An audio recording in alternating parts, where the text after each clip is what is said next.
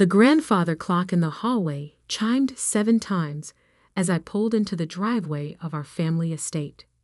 The same Victorian mansion that had witnessed 28 years of manipulation, favoritism, and carefully crafted lies.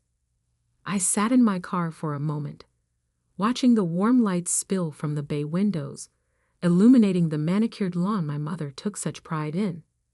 My hands weren't shaking. Not anymore. I'd spent the last 6 months preparing for this moment, meticulously gathering documents, making calls, and waiting for the perfect time to reveal what I'd known all along. Tonight wasn't just another family meeting. It was the night everything would change. I checked my reflection in the rearview mirror. At 32, I looked different from the timid girl who used to live here. My dark hair was pulled back in a sleek bun, my charcoal suit pressed and perfect. I looked like what I was, a successful business owner, not the failure they'd labeled me as.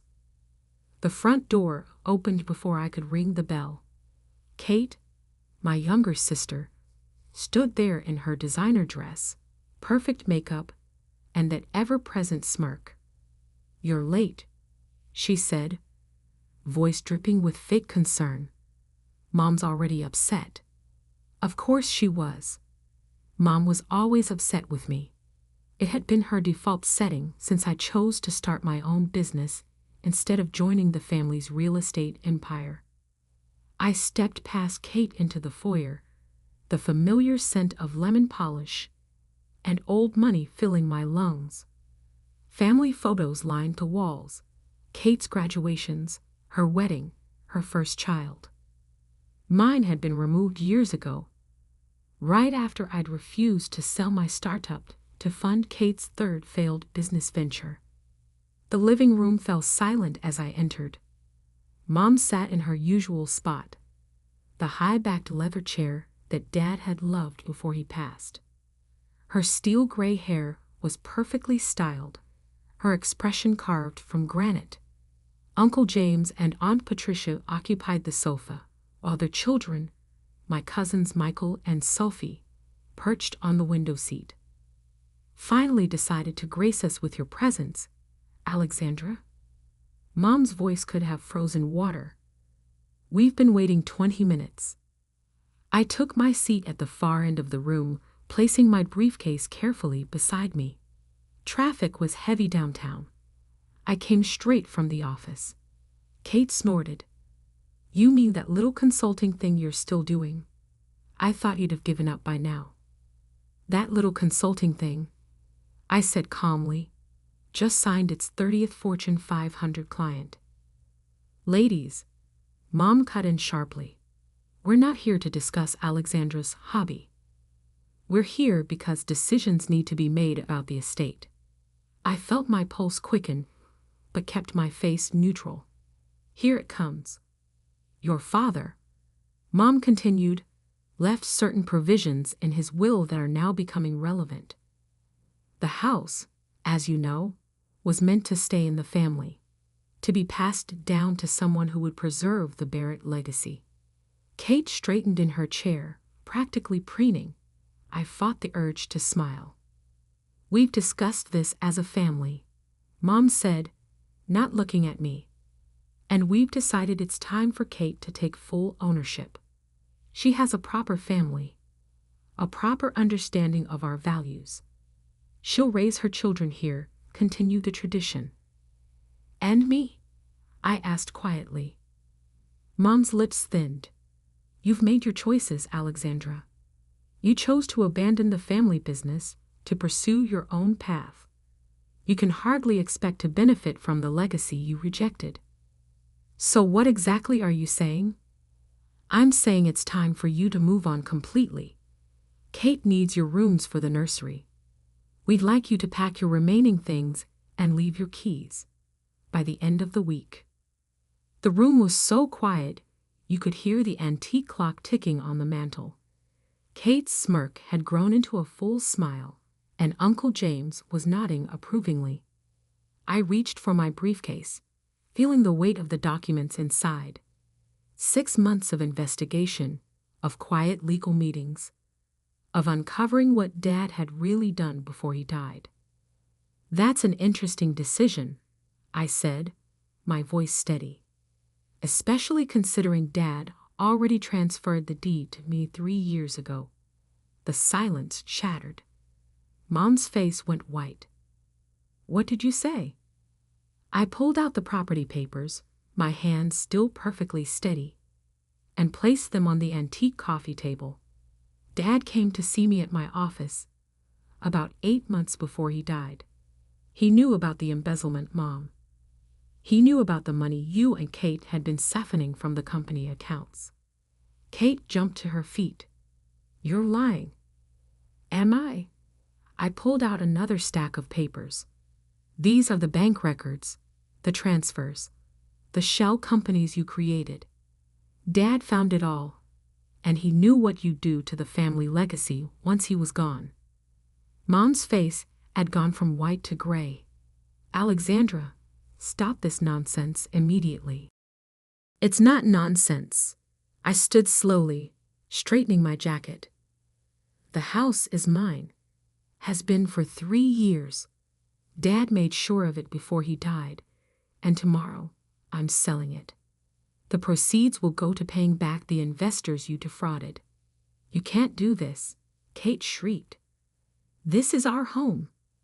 "No," I said quietly. "This was Dad's home, and you betrayed everything he built.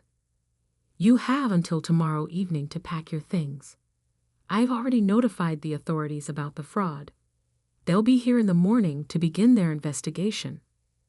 Mom stood on shaking legs. "You would destroy your own family?" I looked at her, really looked at her, and felt nothing but a calm certainty. "You destroyed this family the moment you chose greed over honesty. Dad knew it. That's why he trusted me with the truth." I picked up my briefcase and turned toward the door. Behind me, I could hear Kate starting to sob, Mom trying to dial her lawyer with trembling fingers. "Oh, and Mom," I paused at the doorway. "Those worthless dreams you mentioned. They just bought out your biggest competitor. Funny how things work out." The grandfather clock chimed 8 times as I walked out, its sound echoing through the house like a final judgment. In my car, I took a deep breath and pulled out my phone. "Yes, Mr. Harrison. Everything's set for tomorrow. Have the moving trucks here by 9. As I drove away, I caught one last glimpse of the house in my rearview mirror. It looked different now, more like a monument to lies than a family home. But tomorrow, it would be something else entirely, proof that sometimes justice comes in unexpected ways. The next morning dawned crisp and clear, sunlight streaming through my hotel room windows. I hadn't slept at my apartment last night. Too many memories, too many chances for Kate or Mom to show up unannounced. Instead, I checked into the Four Seasons downtown, the same hotel where Dad used to take me for Sunday brunch when I was little. My phone had 47 missed calls. Mom, Kate, Uncle James, even cousins I hadn't heard from in years. The family grapevine must have been burning up all night. I scrolled through the text messages, each one more desperate than the last. "You can't do this to us. Think about your sister's children. Your father would be ashamed." That last one, from Mom, almost made me laugh. If only she knew how many hours Dad had spent in my office, methodically documenting their fraud, preparing for this very moment. At exactly 8:45 a.m., my phone rang. Diana Palmer, my attorney. "They're trying to file an emergency injunction," she said without preamble. "Your mother's lawyer is claiming the deed transfer was done under duress." I smiled, pouring myself a coffee. And I just submitted your father's video deposition, the one he recorded with the notary present. Judge threw out their claim in less than 10 minutes. How long until they receive the formal eviction notice? Sheriff's deputy is delivering it now. They have until 6 p.m. to vacate.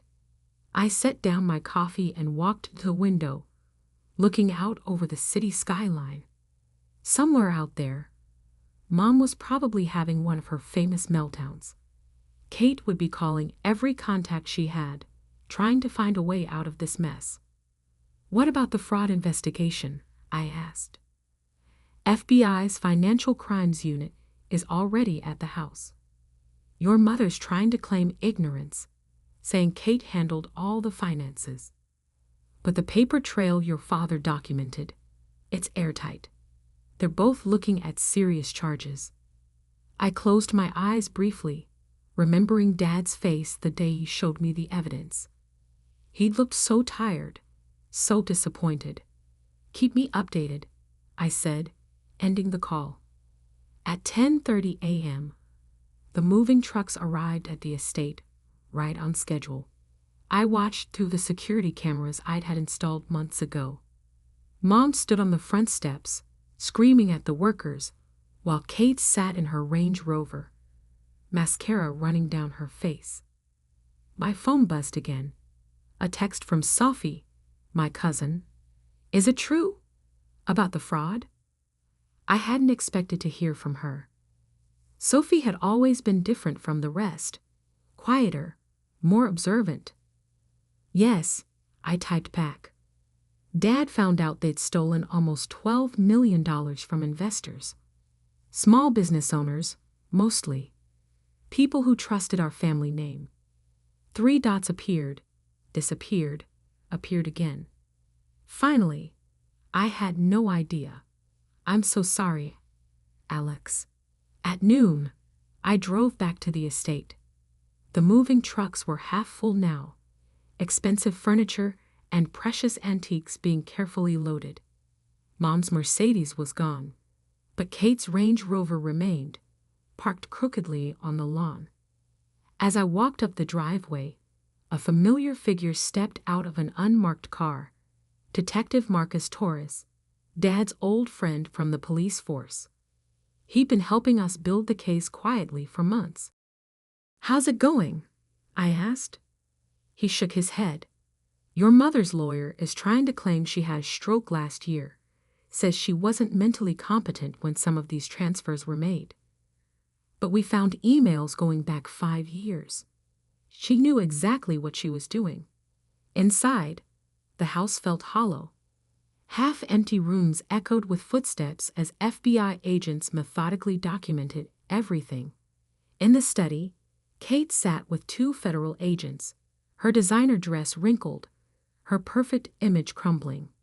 She looked up as I passed. "How could you?" she whispered. "We're family." I paused in the doorway. Family doesn't steal from innocent people, Kate. Family doesn't destroy everything their father built just to fund shopping sprees and fake charity foundations. "Dad loved me more," she spat, sudden venom in her voice. Everyone knew it. I was supposed to get everything. I pulled out my phone, clicked play on a video I'd watched 100 times. Dad's voice filled the room, recorded just weeks before his death. "Kate, if you're watching this, I want you to know I saw everything. The transfers, the fake accounts, the way you and your mother manipulated our clients. Alexandra isn't just getting the house. She's getting everything because she was the only one who stayed true to our values." Kate's face crumpled. The federal agents exchanged glances. By 4 p.m., most of the house had been cleared. In the kitchen, I found a photo album shoved in the back of a drawer. Pictures of happier times, family vacations, Christmas mornings, Dad teaching me to ride a bike, while Mom actually smiled. "Miss Barrett?" A young FBI agent appeared in the doorway. "We found something in the basement safe. Documents about other properties, offshore accounts. It's bigger than we thought." I nodded slowly. "I know. Dad found those too. That's why he started documenting everything. Your father was a smart man." "Yes," I said softly. He was. As the sun began to set, I stood in the empty foyer one last time. The grand staircase that had once seemed so imposing now just looked tired. The crystal chandelier cast dancing shadows on walls stripped of their family portraits. My phone buzzed. A text from Mr. Harrison, the developer. All set for tomorrow's closing. Buyers are excited about converting the property into a community center. I smiled. Dad would have liked that. The house that greed almost destroyed becoming something that would actually help people. Outside, Kate's Range Rover was finally pulling away, packed with whatever she'd managed to save from the federal seizure. She didn't look back. I locked the front door, the sound echoing through the empty house like the final note of a long, complicated song. Tomorrow, everything would change again. But tonight, in the growing darkness, I could almost hear Dad's voice. You did good, kiddo. You did good. 1 year later, I stood at the window of my downtown office, watching the city lights flicker to life in the early evening. The view was different from the one at the estate, but cleaner somehow, more honest. My assistant, Maria, knocked softly before entering.